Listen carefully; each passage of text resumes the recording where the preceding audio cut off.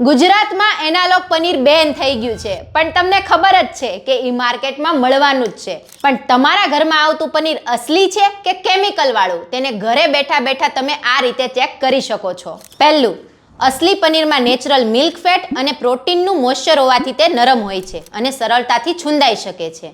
અને એનાલોગ પનીરમાં ઇમલ્સિફાયર, વનસ્પતિ તેલ અને સ્ટાર્ચ હોવાના કારણે તેનું ટેક્સચર વધારે ચવડ કે કડક હોય છે. બીજું, એનાલોગ પનીરને ગરમ પાણીમાં ઉકાળવામાં આવે અથવા તો તવામાં શેકવામાં આવે ત્યારે તેમાં વપરાયેલું પામોલિન ઓગળીને બહાર આવે છે. પરંતુ અસલી પનીર ગરમ પાણીમાં ઓગળતું નથી કે કડક નથી થતું, ઉલટાનું તે વધારે સોફ્ટ થાય છે. જેમ કે આપણે શાક બનાવતા પહેલા પનીરને નરમ કરવા માટે ગરમ પાણીમાં મૂકીએ છીએ. જો પનીરમાં વધુ પડતું તેલ તરે છે અથવા તો તે પાણીમાં વિખેરાઈ જાય છે તો તે એનાલોગ હોવાની શક્યતા દર્શાવે છે. ત્રીજું, આયોડીનના ટીપા પાડવાથી જો પનીર વાદળી કે કાળો રંગ પકડે છે તો આનો અર્થ છે કે તેમાં સ્ટાર્ચ ઉમેરાયેલો હોઈ શકે છે. અસલી પનીર ખાલી દૂધને સાઇટ્રિક એસિડ, લીંબુ કે દહીં ફાડીને બનાવવામાં આવે છે. તેમાં મિલ્ક ફેટ અને ડેરી પ્રોટીન હોય છે. જ્યારે એનાલોગ પનીર નોન ડેરી અથવા તો ડેરી સબસ્ટિટ્યુટ છે. તેમાં દૂધની ચરબીને બદલે વનસ્પતિ તેલ અને મિલ્ક સોલિડ કે સ્ટાર્ચનો ઉપયોગ થાય છે. આ તફાવત જો તમે ધ્યાનમાં રાખશો તો એનાલોગ પનીરથી બચી શકશો અને તમારા સ્વાસ્થ્યને તમે સુરક્ષિત રાખી શકશો.